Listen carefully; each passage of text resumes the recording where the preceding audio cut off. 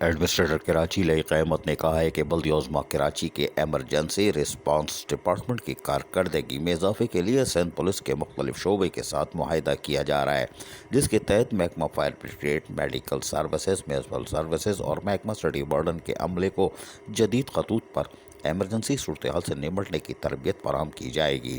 ہماری کوشش ہے کہ شہر کی بہتری کے کاموں میں دیگر شہری ادارے اور سول سوسائٹی کے ساتھ لے کر چلیں۔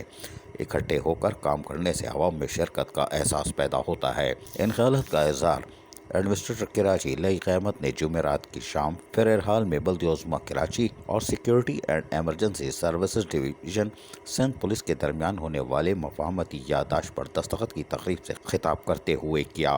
اس موقع پر D I G police SCST، superintendent of police security and emergency services division director city warden Raja Rustam اور دیگر KMC اور پولیس کے افسران بھی موجود تھے۔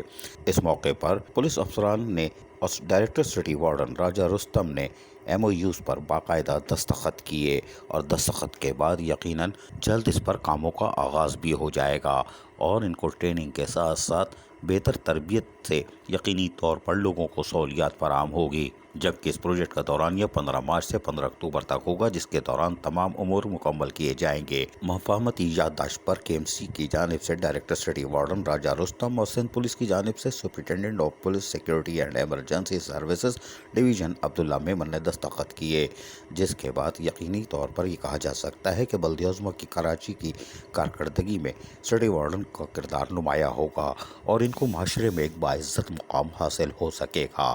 تاہم اس موقع پر ایڈمنسٹریٹر کراچی نے یادگاری شیلڈ بھی پیش کی۔ عزیز عارف، KBS بلدیاتی نیوز، کراچی۔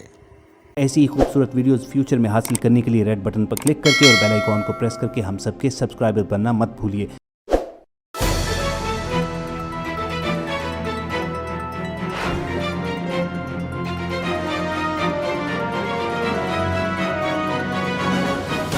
KBS بلدیاتی نیوز۔